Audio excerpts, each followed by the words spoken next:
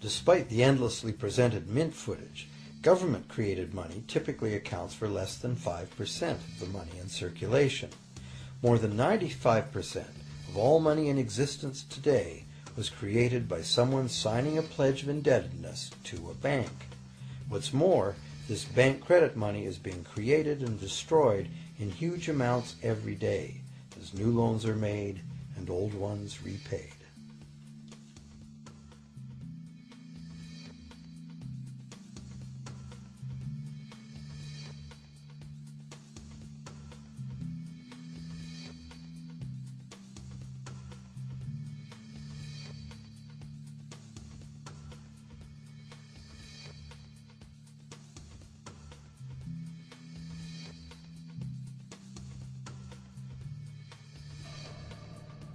Banks can only practice this money system with the active cooperation of government.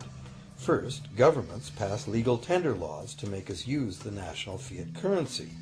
Secondly, governments allow private bank credit to be paid out in this government currency. Thirdly, government courts enforce debts. And lastly, governments pass regulations to protect the money system's functionality and credibility with the public, while doing nothing to inform the public about where money really comes from. The simple truth is that when we sign on the dotted line for a so-called loan or mortgage, our signed pledge of payment, backed by the assets we pledge to forfeit should we fail to pay, is the only thing of real value involved in the transaction. To anyone who believes we will honor our pledge, that loan agreement or mortgage is now a portable, exchangeable, and saleable piece of paper. It's an IOU. It represents value and is therefore a form of money. This money the borrower exchanges for the bank's so-called loan. Now, a loan in the real world means that the lender must have something to lend. If you need a hammer, my loaning you a promise to provide a hammer I don't have won't be of much help. But in the artificial world of money, a bank's promise to pay money it doesn't have is allowed to be passed off as money, and we accept it as such.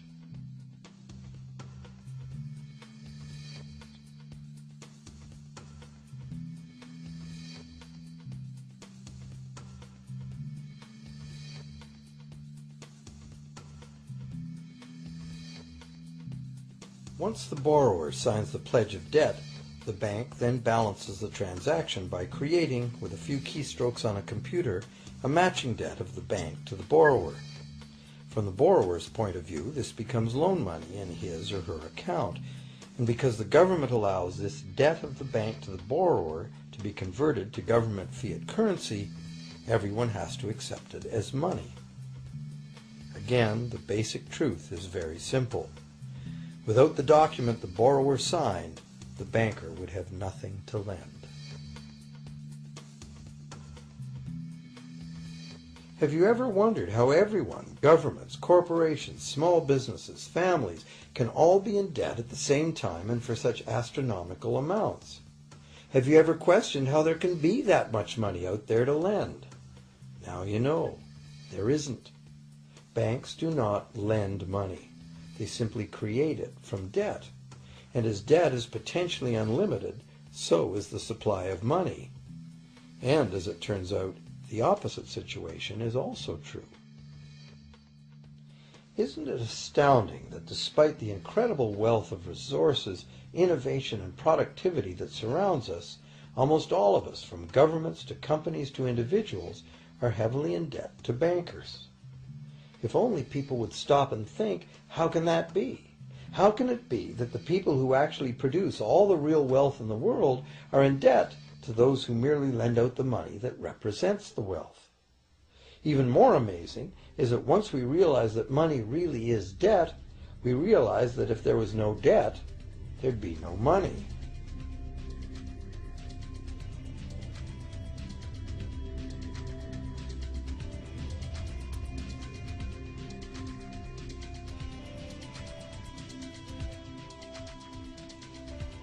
If this is news to you, you are not alone.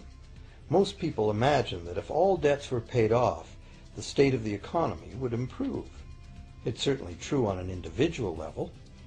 Just as we have more money to spend when our loan payments are finished, we think that if everyone were out of debt, there would be more money to spend in general.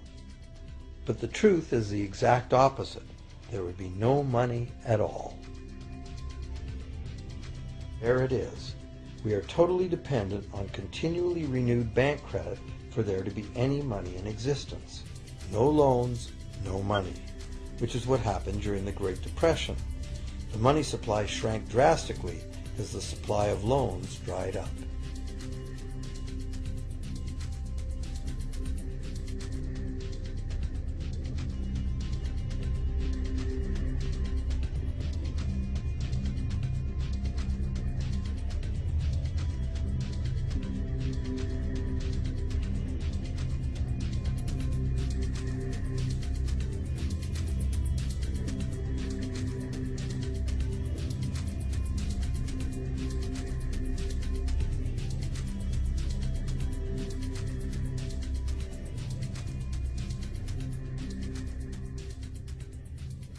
And that's not all. Banks create only the amount of the principal. They don't create the money to pay the interest. Where is that supposed to come from? The only place borrowers can go to obtain the money to pay interest is the general economy's overall money supply. But almost all that overall money supply has been created exactly the same way, as bank credit that has to be paid back with more than was created.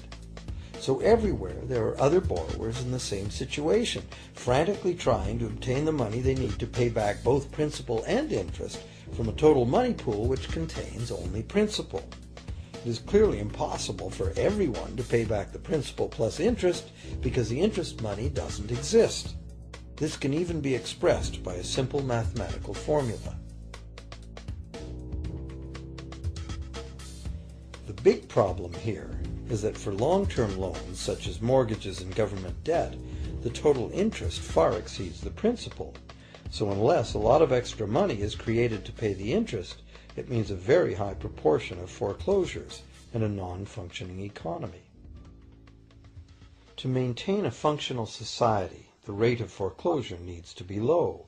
And so, to accomplish this, more and more new debt money has to be created to satisfy today's demands for money to service the previous debt.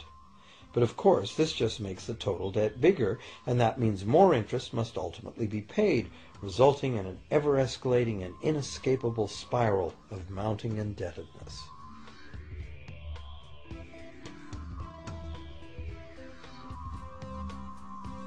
It is only the time lag between money's creation as new loans and its repayment that keeps the overall shortage of money from catching up and bankrupting the entire system.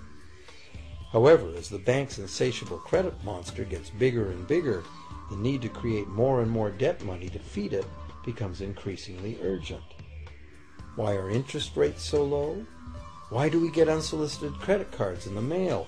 Why is the U.S. government spending faster than ever? Could it be to stave off collapse of the entire monetary system? A rational person has to ask, can this really go on forever? Isn't a collapse inevitable?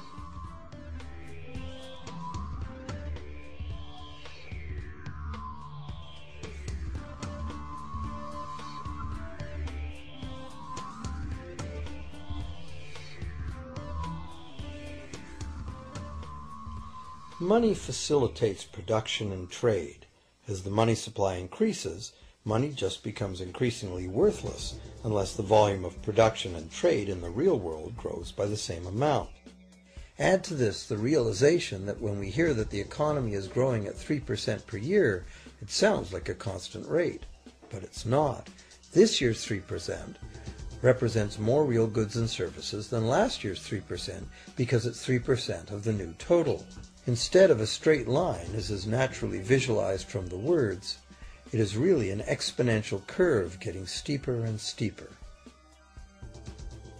The problem, of course, is that perpetual growth of the real economy requires perpetually escalating use of real-world resources and energy.